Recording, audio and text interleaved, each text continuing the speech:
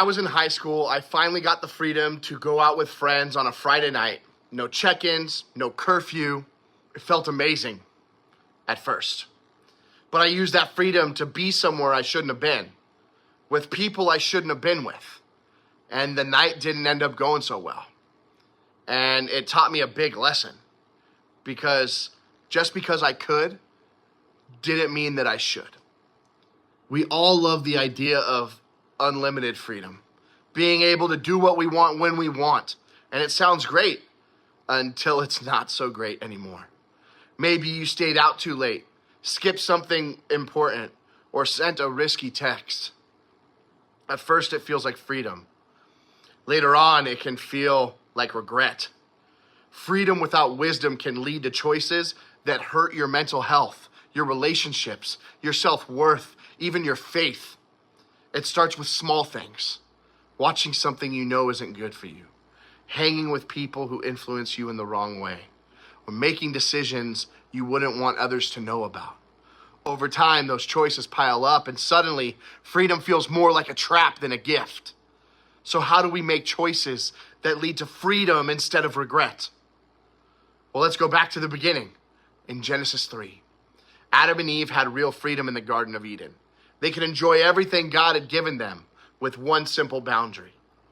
But the serpent came and said, "Did God really say?" That little question of doubt planted.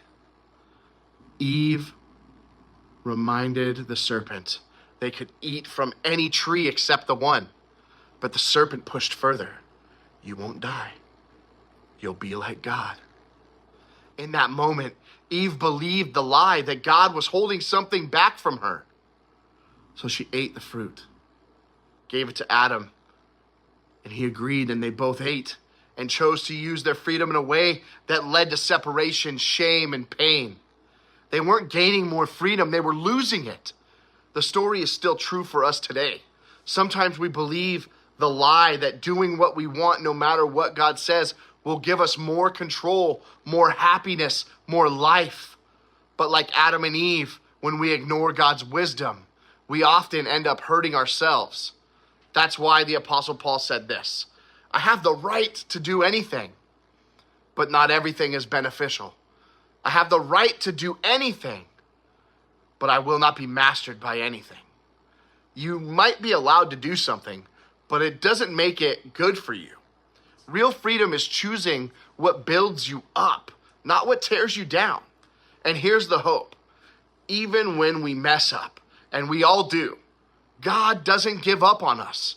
After Adam and Eve made their choice, God didn't walk away. He sent Jesus to rewrite the story. For God so loved the world, he gave his one and only Son, not to condemn the world, but to save it. Jesus shows us what real love and freedom look like. So how do we use our freedom wisely? I think asking 3 questions will help us decide that. The first question is, what do I want most? Second, what do I want right now? Third, why do I want it?